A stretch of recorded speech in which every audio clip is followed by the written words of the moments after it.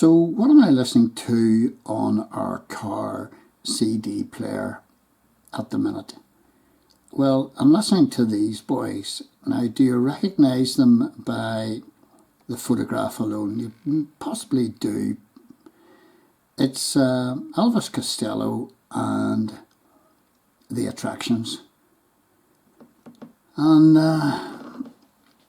it's very, very difficult to pigeonhole these boys or their sound.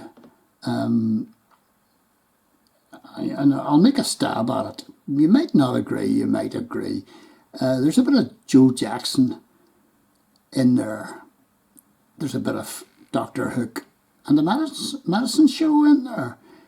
And there's a bit of punk and Teddy Boy abandon thrown in there into the mix. And you come up with Elvis Costello and the Attractions. And this is the album I'm listening to. It's called The Best of Elvis Costello The First 10 Years. But you can't really talk about Elvis Costello without, giving tribute to his backing band, The Attractions. Elvis Costello and the Attractions, they were together 1977 through to 1986, and then they got back together again in 1994 and ran for another 2 years to 1996.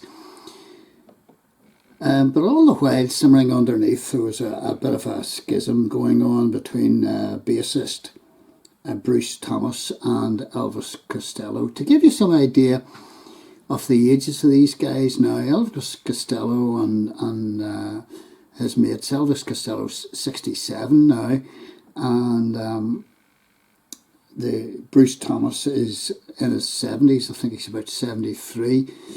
So that's the age we're talking about. Similar age to myself. I'm 68. All in all, the Attractions delivered 11 albums, and most of the songs, if not all, on these 11 albums were written by Elvis Costello himself. He's a prolific songwriter. And then whenever Bruce Thomas moved on, they produced several more albums as a band, but the band's name had changed from Elvis Costello and the Attractions to Elvis Costello and the Imposters. Bruce Thomas was the only one to have left. The other two guys stayed.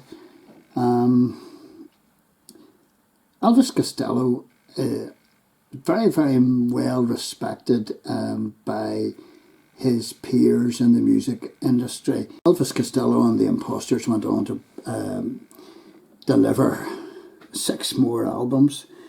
And this particular LP or album was released in 2007, and Elvis Costello himself actually chose the track listings, what tracks would go. Just another shot of the band, Elvis Costello and the Attractions. So what songs have we got? And I'll give you my thoughts on them. We've got The Angels Want to Wear My Red Shoes. Love that. Play it all the time. Play it again and again. Alison. You get to really like it. Watching the Detectives. Yes, another catchy tune. At number 3, I Don't Want to Go to Chelsea. Number 4, yes, very catchy. Pump It Up would be another good one.